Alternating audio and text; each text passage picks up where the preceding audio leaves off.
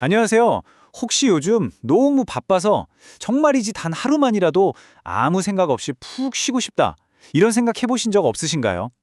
오늘 우리는 이 분주한 세상 속에서 참된 쉼과 자비가 과연 무엇인지 그 의미를 되새겨볼 수 있는 성경 말씀 속으로 함께 떠나보려고 합니다. 자, 본격적인 이야기에 앞서서요. 잠시 이 고요한 풍경을 보면서 우리를 둘러싼 복잡한 생각들, 또 무거운 마음들을 잠시 내려놓고 오늘 이야기 속으로 함께 들어가 보면 어떨까요? 맞아요. 우리 대부분은 이렇게 쉴 틈 없이 바쁘게 살아가죠. 그래서 오늘 우리가 나눌 이 말씀이 어쩌면 우리에게 정말 특별한 의미로 다가올지도 모릅니다. 왜 그런지 지금부터 한번 살펴보겠습니다. 첫 번째 장면인데요. 이야기는 예수님의 제자들, 그러니까 사도들이 아주 중요한 임무를 마치고 막 돌아온 시점에서 시작됩니다. 한번 상상해 보세요. 사도들은 선교 활동을 하면서 겪었던 일들, 또 자신들이 이뤄낸 성과에 대한 흥분과 뿌듯함으로 가득 차 있었을 거예요.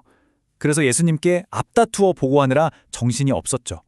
주변이 얼마나 북적였는지 성경에서는 음식을 먹을 겨를조차 없었다고 표현할 정도였으니까요. 바로 이때 예수님의 반응이 정말 흥미롭습니다.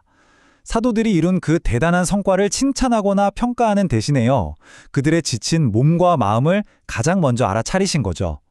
그리고 건네신 첫 마디가 바로 이것이었습니다. 너희는 따로 외딴 곳으로 가서 좀 쉬어라.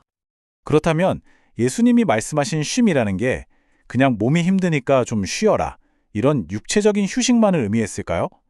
성경은 우리에게 그보다 훨씬 더 깊은 의미가 있다고 이야기합니다. 쉼에는 두 가지 종류가 있다고 볼 수 있어요. 물론 활동을 멈추고 피로를 푸는 육체적 휴식도 너무 중요하죠. 하지만 예수님께서 말씀하신 쉼의 핵심은 바로 영적인 쉼이었습니다. 이건 뭐냐면요. 일의 성취감에 취하거나 바쁜 일상에 그냥 매몰되지 않도록 잠시 모든 걸 멈추고 하느님과 만나면서 자기 자신을 돌아보라는 그런 따뜻한 초대였던 거죠. 네, 바로 이겁니다. 이게 핵심이에요. 참된 쉼이란 단순히 일을 멈추는 게 아니라 하느님과 함께 머무르면서 내 삶의 방향을 다시 한번 점검하고 또 앞으로 나아갈 영적인 힘을 얻는 그런 거룩한 재충전의 시간이라는 겁니다. 자, 그렇게 예수님과 제자들은 드디어 쉼을 위해 배를 타고 조용한 곳으로 떠납니다. 하지만 그들의 계획이 순조롭게 진행되지는 않았습니다. 예기치 못한 상황이 벌어지죠. 정말 놀라운 장면 아닌가요? 예수님과 제자들이 배를 타고 떠나는 걸 본 수많은 사람들이 그 목적지를 알아채고는 육로를 통해 그들보다 먼저 달려가서 기다리고 있었던 겁니다. 이건 단순한 방해가 아니라 그만큼 그들의 영적인 목마름이 얼마나 크고 절박했는지를 보여주는 장면이기도 합니다. 자, 이제 이야기의 절정입니다. 여러분이라면 어땠을까요? 몹시 지쳐있는 상태에서 겨우 쉬려고 했는데 그 계획이 틀어지고 눈앞에 수많은 군중이 나타났을 때 과연 예수님께서는 어떻게 반응하셨을까요?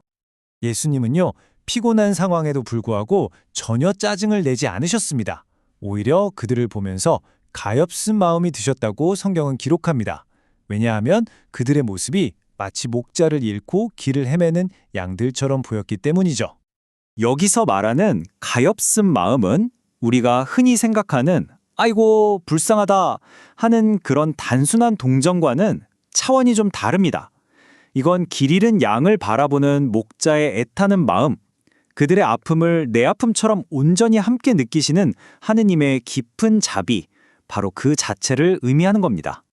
바로 이 지점에서 우리는 예수님의 마음을 가장 깊이 들여다볼 수 있습니다.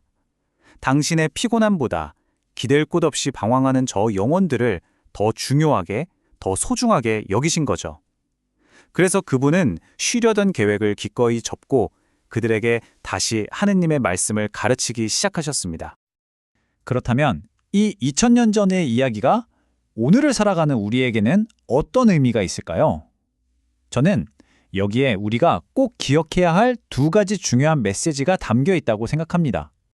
첫째, 우리 모두에게는 영적인 재충전을 위한 외딴 곳이 반드시 필요하다는 겁니다. 일에만 몰두하다 보면 나도 모르게 방향을 잃기 쉽거든요. 바쁜 와중에도 기도와 성찰을 통해 내면을 채우는 시간을 의식적으로 갖는 것이 정말 중요합니다. 그리고 둘째, 우리 역시 예수님의 그 가엾은 마음으로 주변을 돌아봐야 한다는 거죠. 내가 조금 피곤하고 힘들더라도 도움이 필요한 이웃, 즉 우리 시대의 목자 없는 양들을 외면하지 않는 자세가 필요합니다. 오늘 말씀을 마무리하면서 이 질문을 스스로에게 한번 던져보면 좋겠습니다. 바로 오늘 당신의 따뜻한 관심과 자비가 필요한 나의 목자 없는 양은 누구인가요? 그리고 그들을 위해 나는 무엇을 할 수 있을까요?